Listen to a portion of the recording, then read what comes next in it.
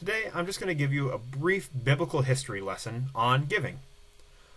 You have all probably heard in some form or fashion of tithing, or giving 10% of one's income to God. But where does that come from?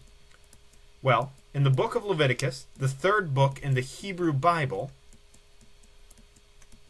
the Israelite people have escaped Egypt and Pharaoh. And God gives the people laws to live by as God's people. One of these laws is found in Leviticus 27.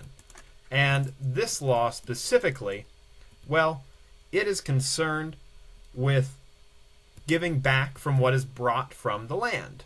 So 10%, to be specific, of the food and the livestock from the land. 10%. The Israelite people were agrarian, meaning they were primarily farmers of both the land and of livestock, animals. So 10% of what was harvested from the field and 10% of what was bred as animals, that all went to God. Back then, this meant a group of people called the Levites, or the priestly class, kind of like pastors today in Christian churches, that some of this was given to them to feed themselves, but also to distribute among those who needed it. So that could be people who were poor, who were orphaned, who were widowed, who were strangers to the land, or a ton of other things, basically anyone who was hurting. So what does this mean for us today in terms of giving? Well, you see, some of the money we pay in taxes in the modern day go to do some of the things that the tithe did back then. But the Hebrew Bible isn't the only place that we look for information about giving. We look to Jesus, and anytime Jesus was asked about how much people should give, well, he didn't always stay consistent.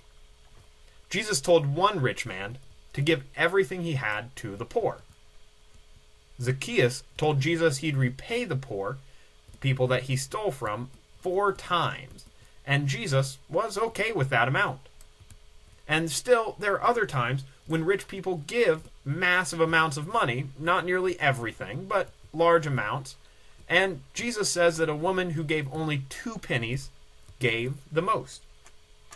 So, what are we to make of this today? What does it mean for us?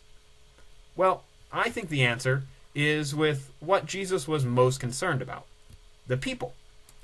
Jesus lived to help hurting people, and the answer about how much we should give is we should give until people don't hurt anymore. For those with a lot, that means giving a lot. For those with a little, it means giving a little when they can, but not hurting themselves by doing so. For some people, the answer to exactly how much to give might be as little as 1%. It might be the 10% that was set out in the tithe in Leviticus. And for some people who have way, way more than they ever would need, it might be 50% or way more. So, where do you think we should give that, though? Well, I'm not going to dive into that now, but we'll talk about it soon.